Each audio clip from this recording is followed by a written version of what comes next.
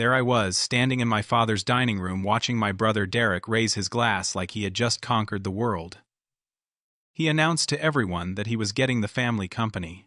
Then he looked at me with that smirk I had seen my whole life and said I would get nothing. The whole room laughed. My aunt called me a disappointment, but I just smiled. I turned to my father and asked quietly, "Should I tell them now?" That smile on my brother's face was about to disappear forever. Before I tell you what happened next, let me know where you are watching from today. Drop a comment below with your location. And if you have ever felt invisible in your own family, hit that like button and subscribe to this channel. This story changed how I see family loyalty and what it really means to prove yourself. But to understand that moment, I need to take you back 7 years to when everything started. Let me tell you about the Mercer family. My father, Harold Mercer, built Mercer Industrial Supply from nothing. He started in a small garage in Indiana with barely enough money to buy his first inventory. Over 40 years, he turned that garage into a company that supplied industrial materials to factories all across the Midwest.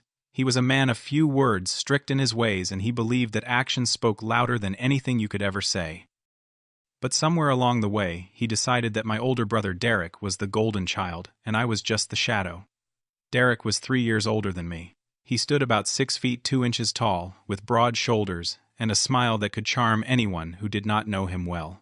He graduated from a prestigious business school with an MBA that my father paid for in full. Derek never worked for anything in his life. Everything was handed to him on a silver platter. And he walked around like he deserved every bit of it. He had this habit of calling me little brother, in a tone that made it sound like an insult rather than a term of affection. Then there was me. Troy Mercer, 32 years old. The quiet one. The one who paid his own way through college on scholarships and part-time jobs. I studied mechanical engineering because I liked solving problems with my hands, not just my mouth. In our family, I was the invisible son. The one who showed up to dinners but never got asked about his life. The one who existed but was never truly seen. My mother passed away when I was 14 years old. She was the only person who ever really understood me. After she was gone, my father retreated into his work, and Derek became his sole focus. I learned to survive on my own. I learned to stay quiet and watch. I learned that nobody was coming to save me. I still remember the baseball game when I was 12 years old.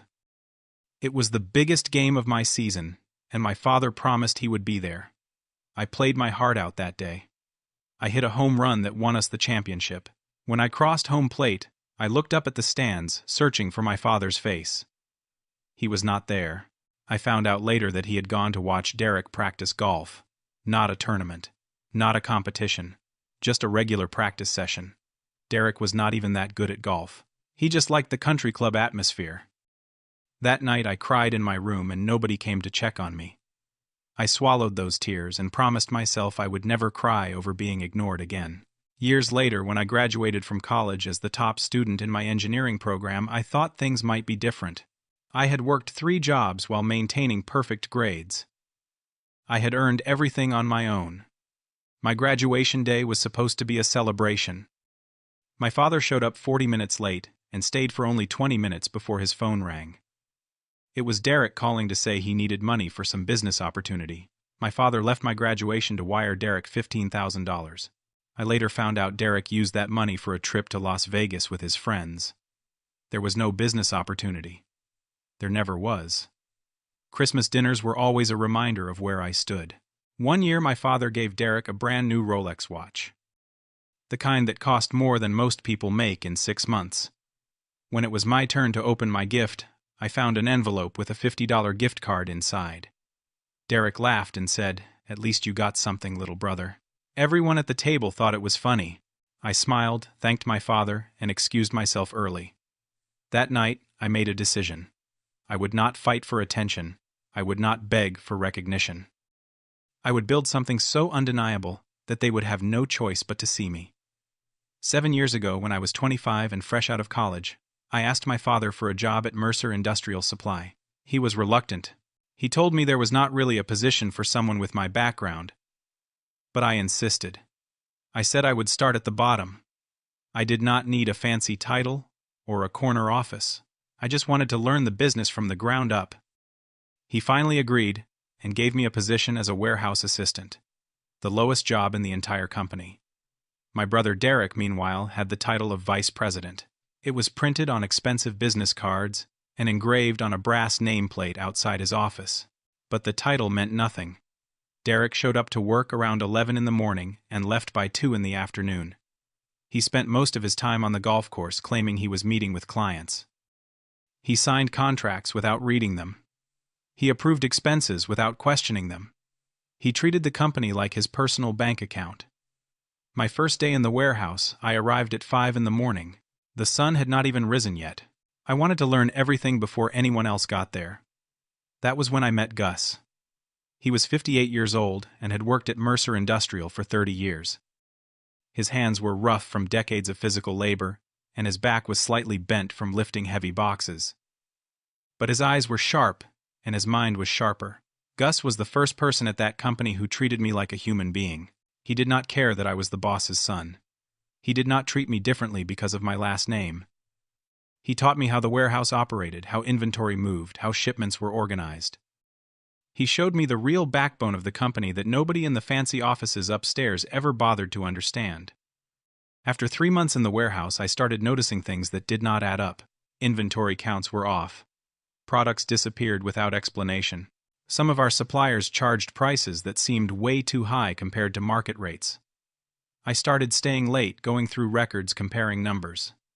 Something was wrong, and I was determined to find out what.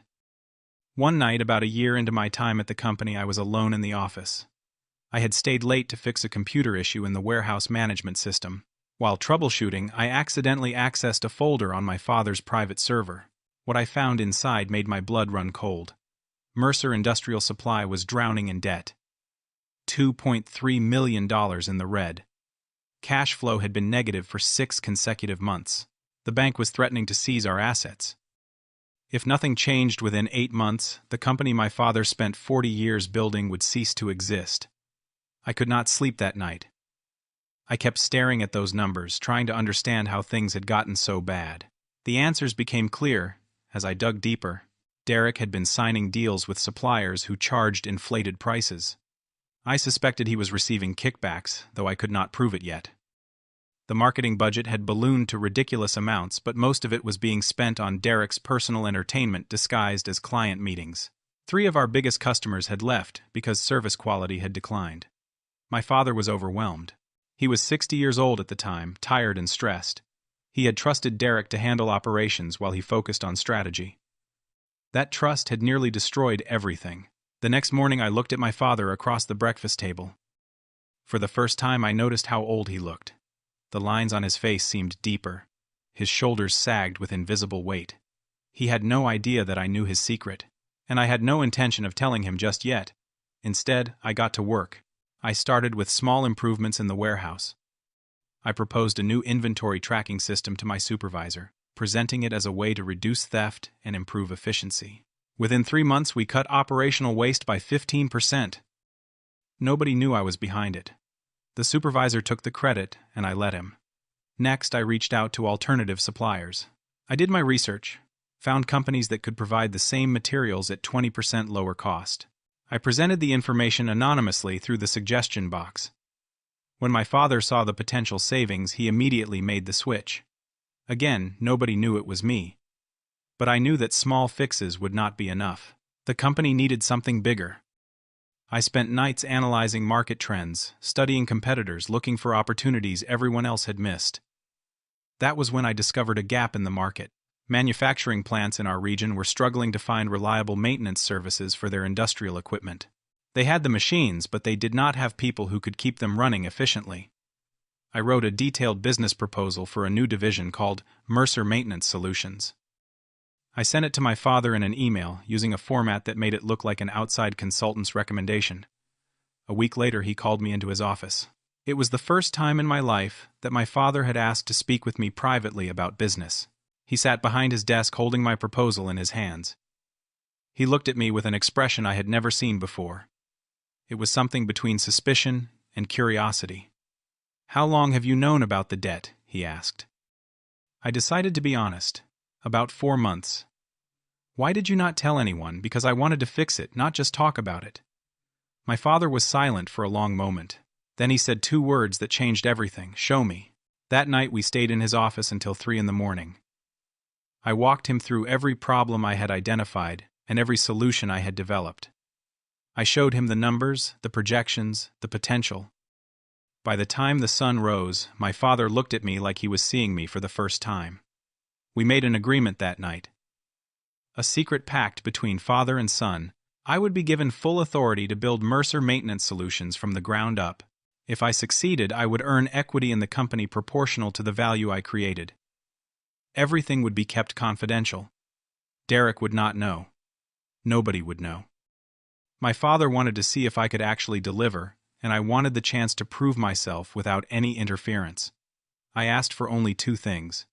First, I did not want any fancy title or special treatment. I would keep working from the warehouse, building my team quietly. Second, when the time came to reveal the truth, I wanted to be the one to do it. My father agreed to both conditions. Over the next 5 years, I poured everything I had into Mercer Maintenance Solutions. The first year was brutal. It was just me and 2 technicians I had recruited from a local trade school. We took on small jobs, serviced minor equipment, built relationships one client at a time. I often worked 18-hour days, driving across the state to meet with plant managers, crawling under machines to diagnose problems, doing whatever it took. By the 3rd year, my team had grown to 25 people. We had contracts with major manufacturing facilities across 4 states. Revenue was growing 30% year over year. By the 5th year, Mercer Maintenance Solutions accounted for 60% of the entire company's total revenue. We had saved Mercer Industrial from bankruptcy and transformed it into something stronger than it had ever been. During those same 5 years, I quietly began acquiring shares from minority shareholders. These were small investors who had bought into the company decades ago.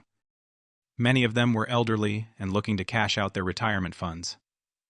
I used my own savings and the bonuses I earned from the maintenance division to buy their stakes. Nobody noticed. Nobody questioned it. Share by share, I was building my position. By the time the dust settled, I owned 51% of Mercer Industrial Supply, majority control. The company was legally mine. And through all of this, Derek had no idea. He continued showing up late, leaving early, and treating everyone around him like servants. He still called me warehouse boy, even though I had a team of 50 people working under me. He still made jokes at my expense during family dinners. He still assumed that one day everything would simply be handed to him. 2 years ago, something happened that tested my patience more than anything before. I had spent weeks negotiating a major contract with a manufacturing conglomerate.